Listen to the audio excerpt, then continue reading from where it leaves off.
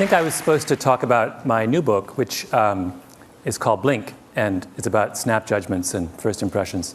And it comes out in January, and I hope you all buy it in triplicate. But I was thinking about this, and I realized that that although my new book makes me happy, and I think will make my mother happy, it's not really about happiness. So I decided instead I would talk about someone who I think has done as much to make Americans happy as perhaps anyone over the last 20 years. A man who is a great personal hero of mine, someone by the name of Howard Moskowitz, who is most famous for reinventing spaghetti sauce. Howard's about this high, and he's round, and he's in his 60s, and he has big, huge glasses and thinning gray hair, and he has a kind of wonderful exuberance and vitality, and he has a parrot, and he loves the opera, and he's a great aficionado of medieval history. And he, by profession, he's a psychophysicist. Now, I should tell you that I have no idea what psychophysics is, although at some point in my life, I dated a girl for 2 years who was getting her doctorate in psychophysics, which should tell you something about that relationship. But Howard, as far as I know, psychophysics is about measuring things. And Howard is very interested in measuring things. And he graduated with his doctorate from Harvard, and he set up a little consulting shop in White Plains, New York. And one of his first clients was, this is many years ago, back in the early 70s, one of his first clients was Pepsi. And Pepsi came to Howard and they said, you know, there's this new thing called aspartame, and we would like to make Diet Pepsi. And we'd like you to figure out how much aspartame we should put in each can of Diet Pepsi in order to have the perfect drink. Right? Now that sounds like an incredibly straightforward question to answer. And that's what Howard thought. Because Pepsi told him, look, we're working with a band between 8 and 12%. Anything below 8% sweetness is not sweet enough. Anything above 12% sweetness is too sweet. We want to know what's the sweet spot between 8 and 12. Now, if I gave you this problem to do, you would all say, it's very simple. What we do is we make up a big experimental batch of Pepsi at every degree of sweetness, 8%, 8.1, 8.2, 8.3, all the way up to 12. And we try this out with thousands of people, and we plot the results on a curve, and we take the most popular concentration, right? Really simple. Howard does the experiment, and he gets the data back, and he plots it on a curve, and all of a sudden he realizes it's not a nice bell curve. In fact, the data doesn't make any sense. It's a mess. It's all over the place, right? Now, most people in that business, in the world of testing food and such, are not dismayed when the data comes back a mess. They think, well, you know, figuring out what people think about cola is not that easy. You know, maybe we made an error somewhere along the way. You know, let's just make an educated guess, and they simply point and they go for 10%, right in the middle. Howard is not so easily placated. Howard is a man of a certain degree of intellectual standards, and this was not good enough for him. And this question bedeviled him for years. And he would think it through and say, what was wrong? Why could we not make sense of this experiment with Diet Pepsi? And one day he was sitting in a diner in White Plains about to go, trying to dream up some work for Nescafe. And suddenly, like a bolt of lightning, the answer came to him. And that is that when they analyzed the Diet Pepsi data, they were asking the wrong question. They were looking for the perfect Pepsi, and they should have been looking for the perfect Pepsis. Trust me, this was an enormous revelation.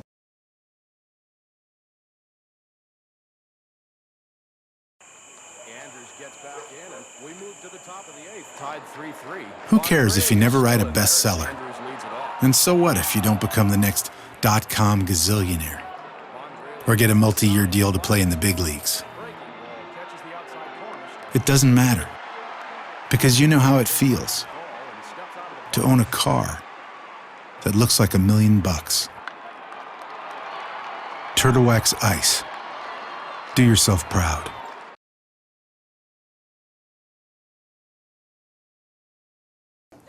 This was one of the most brilliant breakthroughs in all of food science. And Howard immediately went on the road, and he would go to conferences around the country, and he would stand up and he would say, you have been looking for the perfect Pepsi.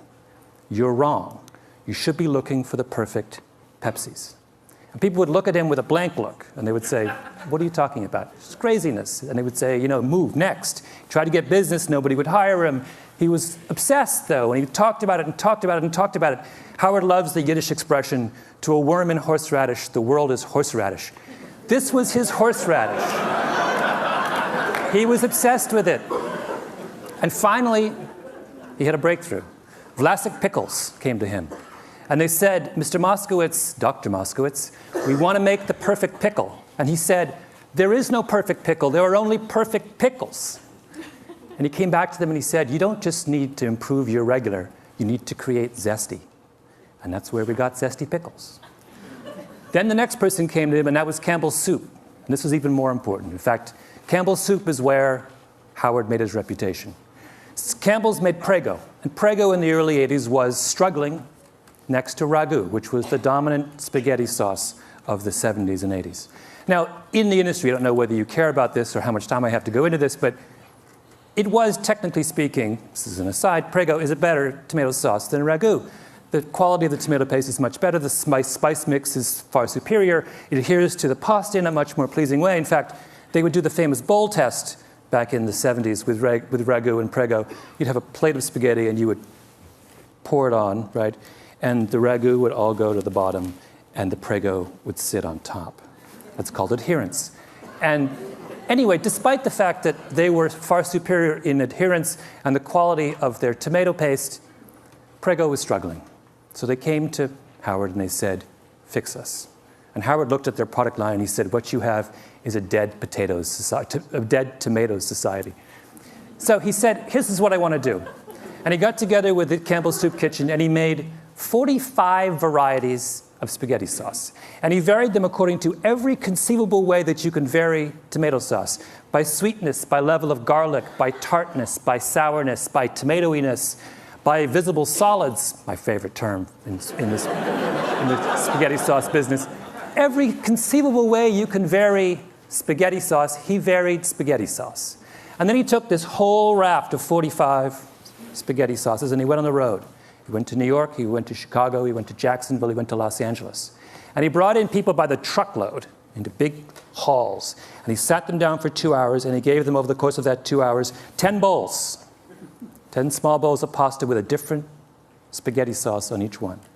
And after they ate each bowl, they had to rate from 0 to 100 how good they thought the spaghetti sauce was.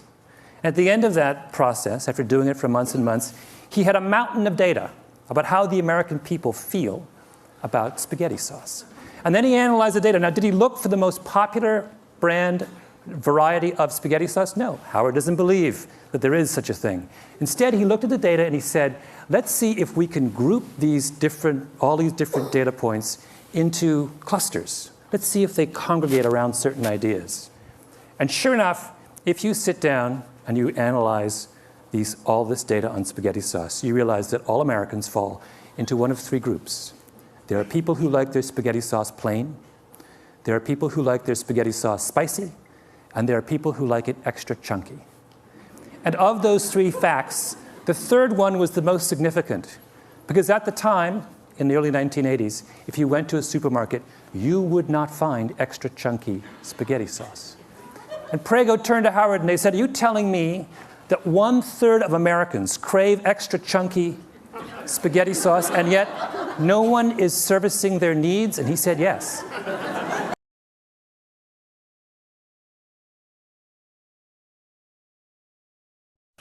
Watch this one. I changed my oil.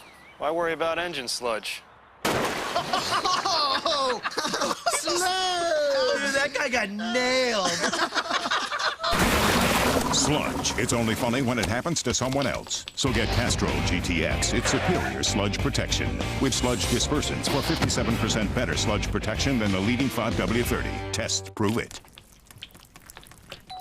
Castrol GTX. It's more than just oil. It's liquid engineering.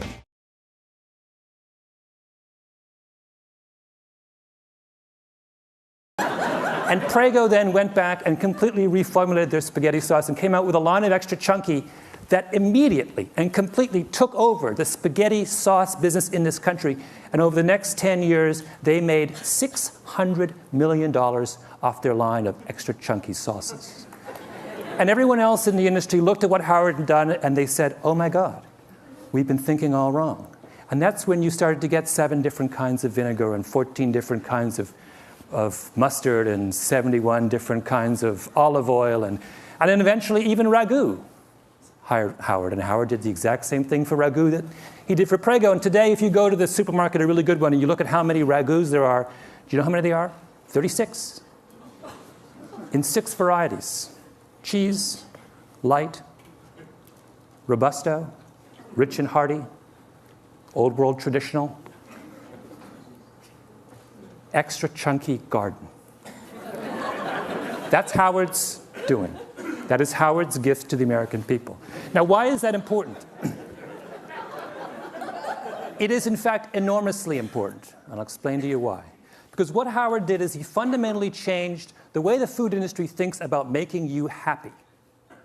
Assumption number 1 in the food industry used to be that the way to find out what people want to eat, what will make people happy, is to ask them. And for years and years and years and years, Ragu and Prego would have focus groups. And they would sit all you people down and they would say, what do you want in a spaghetti sauce? Tell us what you want in a spaghetti sauce. And for all those years, 20, 30 years, through all those focus group sessions, no one ever said they wanted extra chunky, even though at least a third of them deep in their hearts actually did. People don't know what they want, right? As Howard loves to say, the mind knows not what the tongue wants. It's a mystery. And a critically important step in understanding our own desires and tastes is to realize that we cannot always explain what we want deep down.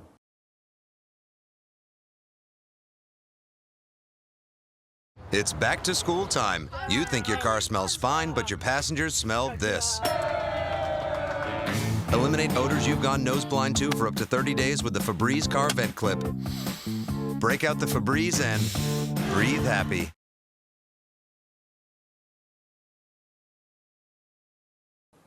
If I asked all of you, for example, in this room, what you want in a coffee, you know what you'd say?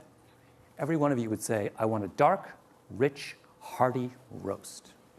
So people always say when you ask them what they want in a coffee, what do you like? Dark, rich, hearty roast. What percentage of you actually like a dark, rich, hearty roast? According to Howard, somewhere between 25 and 27% of you.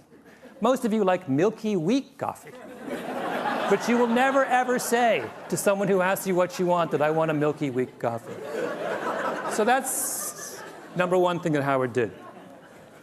Number 2 thing that Howard did is he made us realize, it's another very critical point, he made us realize in the importance of what he likes to call horizontal segmentation. Why is this critical? It's critical because this is the way the food industry thought before Howard, right? What were they obsessed with in the early 80s? They were obsessed with mustard. In particular, they were obsessed with the story of Grey Poupon, right? Used to be, there were 2 mustards, French's and Golden's. What were they? Yellow mustard. What's in yellow mustard? Yellow mustard seeds, turmeric, and paprika. That was mustard. Grey Poupon came along with a Dijon, right? Much more volatile brown mustard seed, some white wine, a nose hit, much more delicate aromatics. And what did they do? They put it in a little tiny glass jar with a wonderful enameled label on it. Made it look French, even though it's made in Oxnard, California.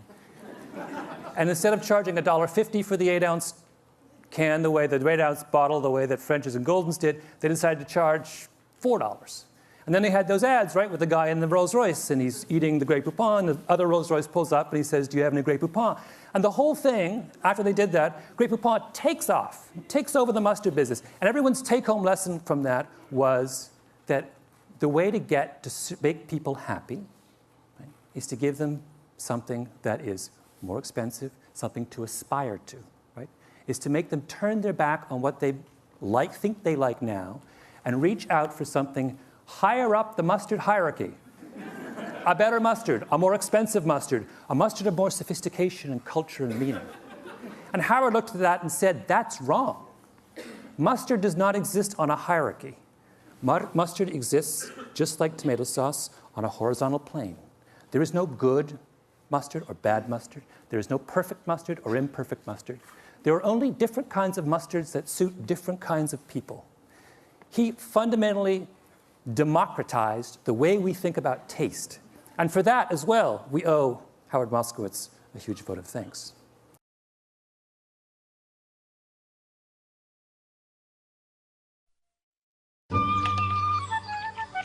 For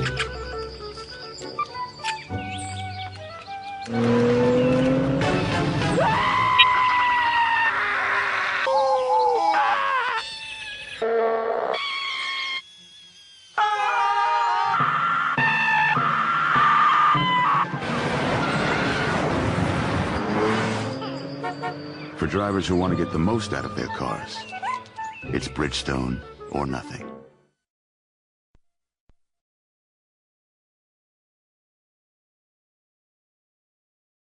Third thing that Howard did, and perhaps the most important, is Howard confronted the notion of the Platonic dish. What do I mean by that? For the longest time in the food industry, there was a sense that there was one way, a perfect way, to make a dish. You go to Chez Panisse, they give you the red tail sashimi with roasted pumpkin seeds in a something reduction. They don't give you 5 options on the reduction, right? They don't say, do you want the extra chunky reduction or do you want the...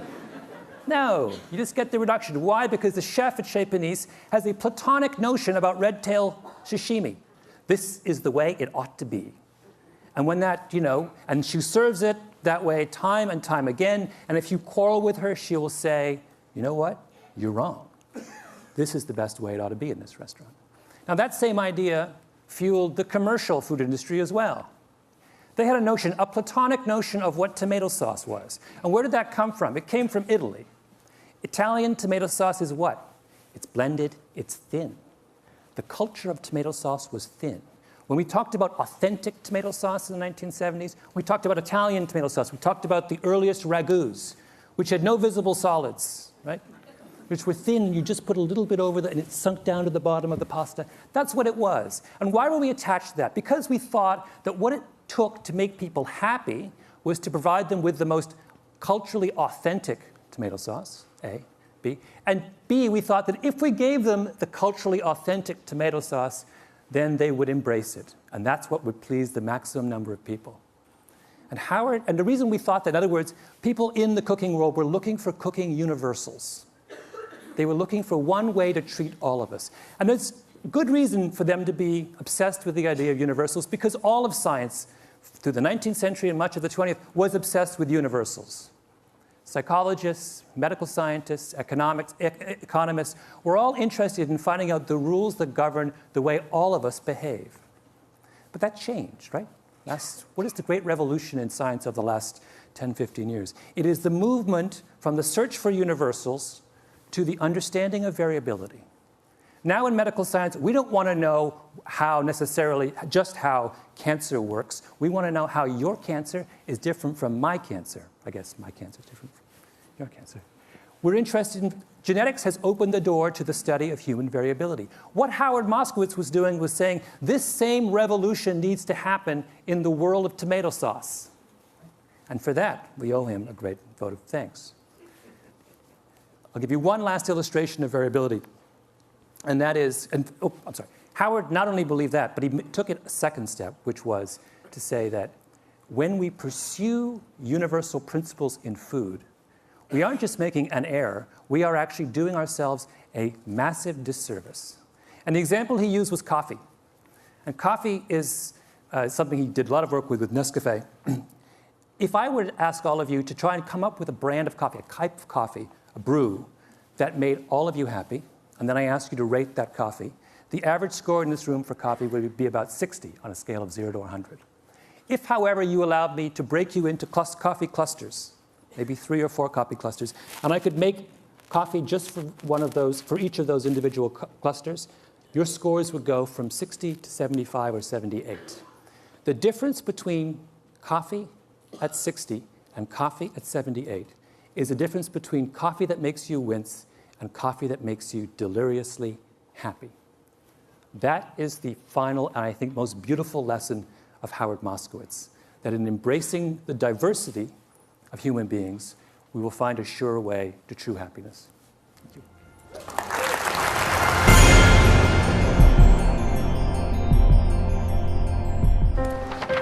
What if great ideas weren't cherished? What if they carried no importance? Or held no value?